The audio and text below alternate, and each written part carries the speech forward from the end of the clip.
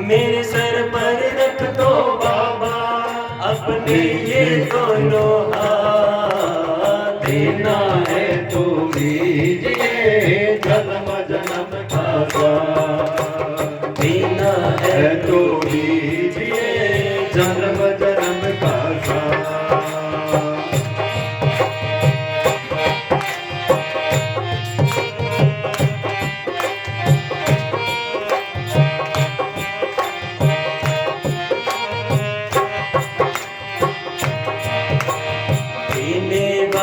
श्याम प्रभु तो धन और दौलत क्या मांगे। देने वाले श्याम प्रभु तो धन दौलत क्या मांगे। श्याम प्रभु से मांगे तो फिर नाम और इज्जत क्या मांगे। श्याम प्रभु से मांगे तो फिर नाम और इज्जत क्या मांगे। मेरे जीवन में अब कर दे, ओ मेरे जीवन में अब कर दे तू कृपा की बरसात। देना है तो दीजिए जन्म जन्म का साथ। हो देना है तो दीजिए जन्म जन्म का साथ। श्री बांके बिहारी लाल की जय हो।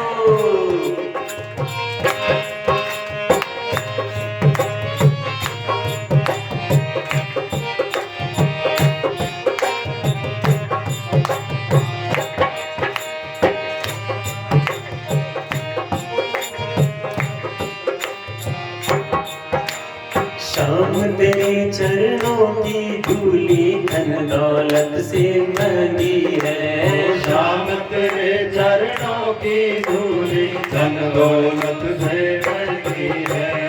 एक नजर कृपा की बाबा नाम इज्जत से महंगी है। एक कृपा की बाबा नाम इज्जत से महंगी है। मेरे दिल की तमन्ना यही है, मेरे दिल की तमन्ना यही है, कल से बदली दिन रात। देना हो तो दीजिए जन्म जन्म का साथ। हो देना है तो दीजिए जन्म जन्म का साथ। जय हो। बोलो भक्तों के भक्त भगवान की जय हो।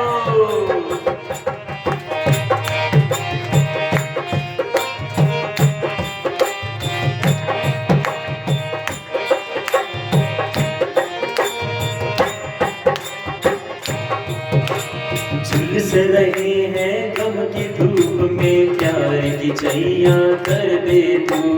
झुलस रहे हैं गम के धूल में प्यार की छैया करते हो। बिन माझी के नाव चले ना अब पतवार पकड़ ले तू। बिन माझी के नाव चले ना अब पतवार पकड़ ले हो। मेरा रास्ता रोशन कर दे, ओ मेरा रास्ता रोशन कर दे। छाई अंधियारी रात। देना है तो दीजिए जन्म जन्म का साथ। हो देना है तो दीजिए जन्म जन्म का साथ।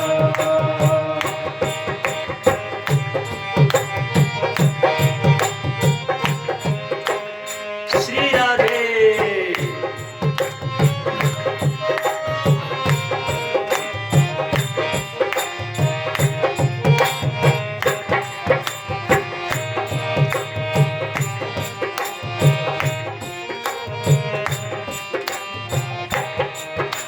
सुना है हमने शरणागत को अपने गले लगाते हो।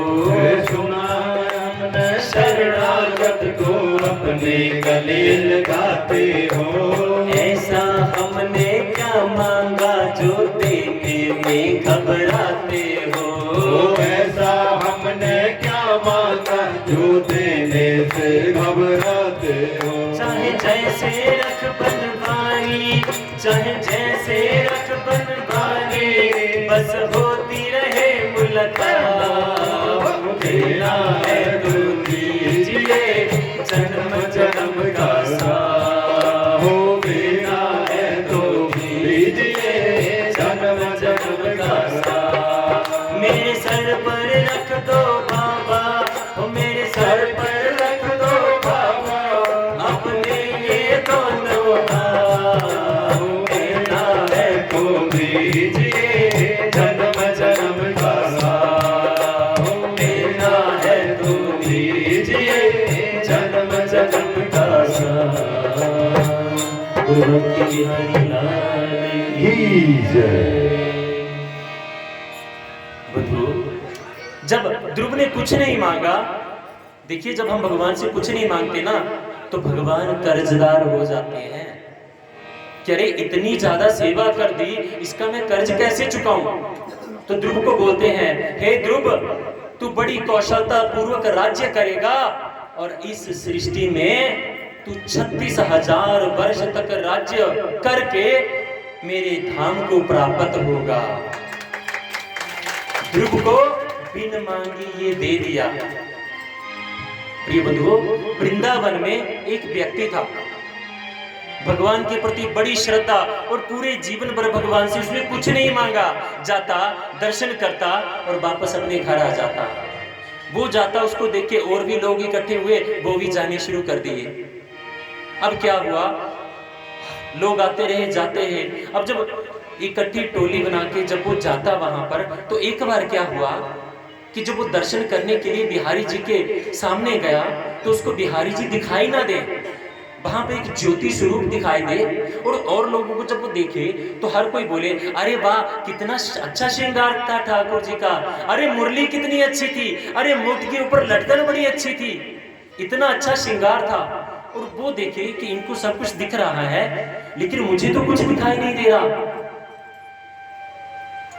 वो सोचने लगा, अरे मुझसे ऐसा कौन सा पाप बन गया कि बिहारी जी के मंदिर में मुझे बिहारी जी दिखाई नहीं दे रहे। एक दिन बीता, दूसरा दिन बीता, तीसरा दिन बीता। जब सभी विग्रह के सामने आते और भगवान की श्रृंगार की खूब तारीफ करते और उसको एक छोटी सी ज्योति दिखाई देती। अब उसको वो सोचे कि मैं इनको बोलूं कि भाई तुमको मोर मुकुट दिख रहा है, मुझे क्यों नहीं दिख रहा है। तो वो बोलेंगे तू सबसे बड़ा पापी है। तो उसको लगा कि नहीं, अच्छा नहीं लगेगा। उसने रात को घर आया और संकल्प किया शाम को कि हे भगवान, अगर कल मुझे आपके दर्शन नहीं हुए तो मैं यमुना जी में कूदकर अपने प्राण त्याग दूंगा।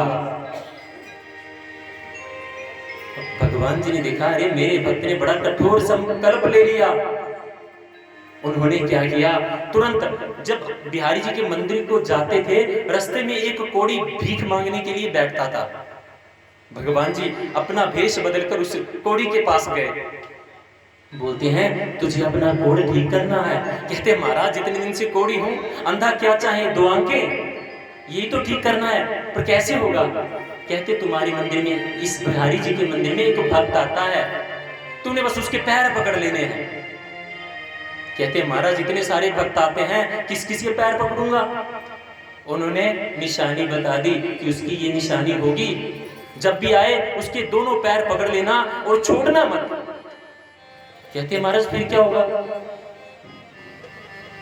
वो ना करे या हाँ करे, तूने जब वो तुम्हें बोलेगा कि मेरे पैर छोड़ो, तो तुमने इतना कहना है कि बस इतना कह दो कि बिहारी जी की कृपा से तुम्हारा ये कोढ़ ठीक हो जाए।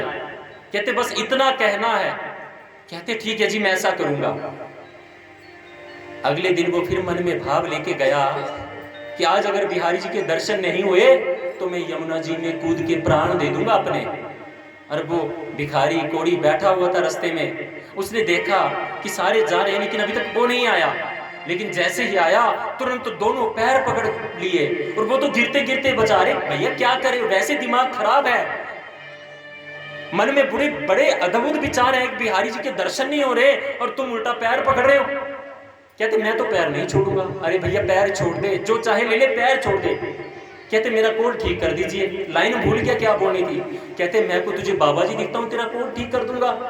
कहते, नहीं, बस आप अपने मुंह से इतना बोल दो कि बिहारी जी की कृपा से तेरा ये कोढ़ ठीक हो जाए। उसने कहा अच्छा ऐसा होगा नहीं, लेकिन मैं बोलता हूं कि बिहारी जी की कृपा से तेरा ये कोढ़ ठीक हो जाए। इतना बोलने की बात थी बंधुओं, जैसे ही कोढ़ी ने पांव छोड़े और उसका कोढ़ ठीक हो गया। वो जो भक्त था वो खुद हैरान हुआ कि ऐसा कैसे हो गया। अब वहां से तो खुश हो गया, लेकिन फिर मन में वही चिंताएं। जैसे ही बिहारी जी के मंदिर में पहुंचा तो सामने बिहारी जी पीताम्बरधारी, मोर मुकुटधारी, लटकन काली घुंघराली अलकें स्वरूप को देखकर बड़ा प्रसन्न हुआ। अरे बिहारी जी, आज मुझे दर्शन इतने दिन के बाद, मतलब मरने का संकल्प लेना था तभी दर्शन देने थे, इससे पहले नहीं देने थे। तो बिहारी जी मन के भाव में कहते थे, अरे तुम्हारे मरने का इंतजार नहीं कर रहा था, मैं तुमसे नजरें मिलाने के काबिल नहीं था। कहते क्यों काबिल नहीं थे? कहते जितने भी लोग आते हैं ना, मेरा दर्शन करते हैं, मुझे कई कुछ अर्पण करते हैं, ये साथ में कुछ मांगते रहते हैं और मैं उनको कुछ देता रहता हूं, तो उनका कर्जा तो साथ के साथ उतर जाता है, लेकिन तेरा कर्जा बहुत भारी हो गया था। अब किसी सेठ से पहले बोला कि 1000 रुपए दे दो, हजार करके लाखों रुपए उधारी ले लिए जाएं, और कहीं से सेठ सामने दिख जाए और पल्ले पैसे ना हो तो आदमी अपना रास्ता बदल लेता है, सामने नहीं आता। कहते मैं तेरा कर्जाई था, इसलिए मुझ में ये सामर्थ्य नहीं थी कि मैं तेरे सामने आऊं। अब मैंने तेरा कर्जा चुकाया, तब मुझ में ये इतनी हिम्मत हुई कि मैं तुम्हारे सामने आऊं। कहते मेरा कर्जा कैसे? कहते याद कर, रास्ते में कोढ़ी मिला। कहते ओहो प्रभु, तो ये आपकी लीला थी, मतलब कोढ़ी के नाम पर आपने मेरा कर्ज उतारा।